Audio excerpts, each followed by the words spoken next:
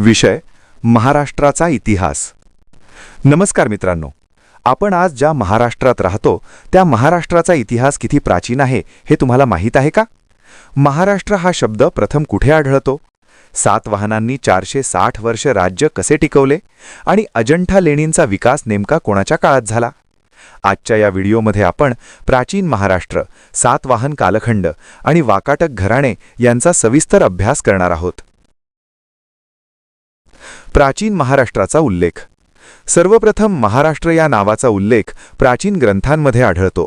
कौटिल्याच्या अर्थशास्त्रात अश्मक व अपरांत या प्रदेशांचा उल्लेख आहे। यावरून हा प्रदेश आर्थिक व राजकीय दृष्ट्या विकसित होता। इसवी सन पूर्व 3ऱ्या शतकात सम्राट अशोकाच्या शिलालेखांमध्ये महाराष्ट्र प्रदेशाचा संदर्भ आढळतो। यावरून बौद्ध धर्माचा प्रसार येथे झाला होता। नाणेघाट येथील शिलालेखात महारठी असा उल्लेख आहे। हा शब्द पुढे महाराष्ट्र असा विकसित झाला।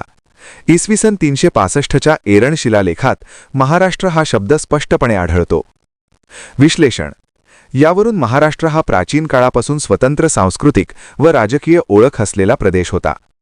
सातवाहन कालखंड इसवी सन पूर्व 230 ते इसवी सन 230 हा कालखंड महाराष्ट्राच्या इतिहासातील अत्यंत महत्त्वाचा मानला जातो।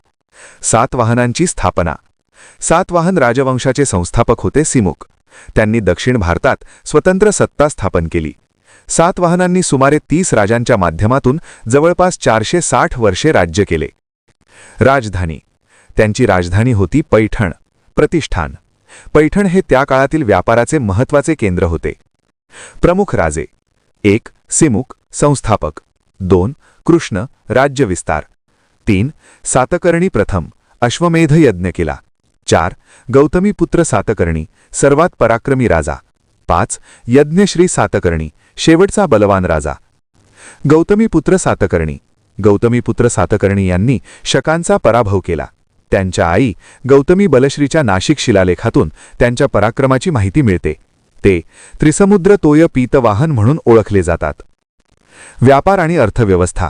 सातवाहनांचा रोमन साम्राज्याशी व्यापार होता। सोन्याची नाणी, मसाले, कापड, मौल्यवान दगड यांची देवाणघेवाण होत असे। नाण्यांवर जहाजाची चित्रे आढळतात। यावरून सागरी व्यापार स्पष्ट होतो। कला आणि संस्कृती। सातवाहन काळात लेणी बांधली गेली। कार्ले, भाजे, नाशिक, जुन्नर, अजंठा। प्रारंभिक टप्पा। बौद्ध धर्माचा प्रसार झाला।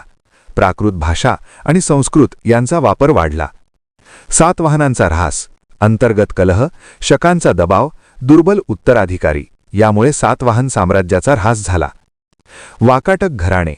सातवाहनांनंतर महाराष्ट्रात वाकाटक घराण्याचा उदय झाला। संस्थापक विंध्यशक्ती। ब प्रवरसेन प्रथम, सर्वात बलशाली राजा। त्यांच्या काळात साम्राज्याचा मोठा विस्तार झाला। शाखा। 1 नंदवर्धन शाखा आणि 2 वत्सगुल्म शाखा। कला आणि संस्कृती। वाकाटक काळात अजंठा लेणींचा विकास झाला।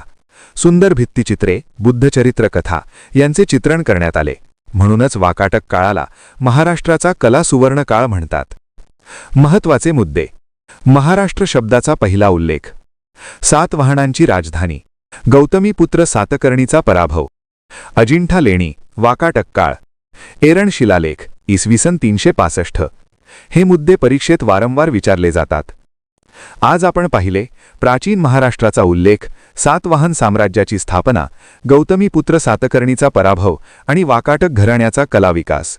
मित्रांनो, जर हा व्हिडिओ तुम्हाला उपयुक्त वाटला असेल तर लाईक करा, शेअर करा आणि चॅनलला सबस्क्राईब करा। पुढील व्हिडिओमध्ये आपण महाराष्ट्रातील बदामीचे चालुक्य घराण्याचा इतिहास पाहणार आहोत। धन्यवाद।